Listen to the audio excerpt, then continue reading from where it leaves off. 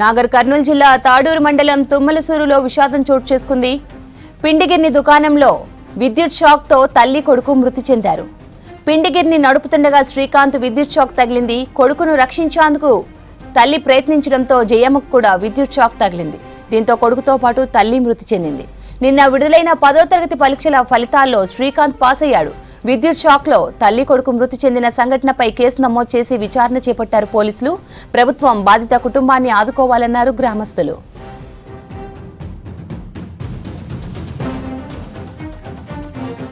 సాయంకాలం గాలివానం వచ్చేసి బాగా గాలివానం రావడంతో కరెంటు పోవడం జరిగింది. కింద నుంచి కూడా కరెంటు నుంచి కనబడి రాత్రి వరకు కనబడి ఆ 3 ఫేస్ కట్టాయి.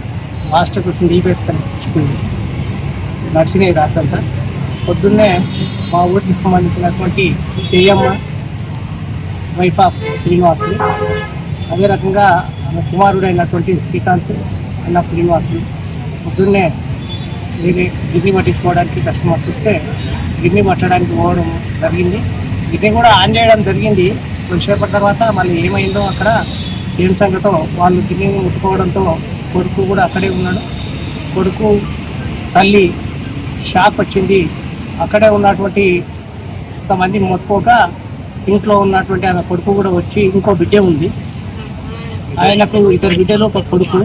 ఎందుకంటే ఇంకో బిడ్డ ఇంట్లో ఉంది.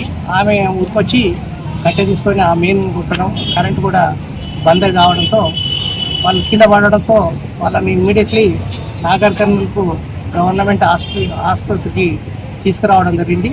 అంతవరకే డాక్టర్లు చూసి అంతవరకే ప్రాణాలు కోల్పోయిందని చెప్పడంతో హాస్పిటల్ దగ్గరనే ఉన్నాం. ఇప్పుడు పోస్ట్మార్టం కూడా అంత రెడీ అవుతుంది. పోస్ట్మార్టం చేసిన కూడా తీసుకొని మా గ్రామానికి ఆ అబ్బాయి ఆ శ్రీనివాసులు అనేటువంటి అతనికి 2 కూతుళ్ళు, ఒక కొడుకు.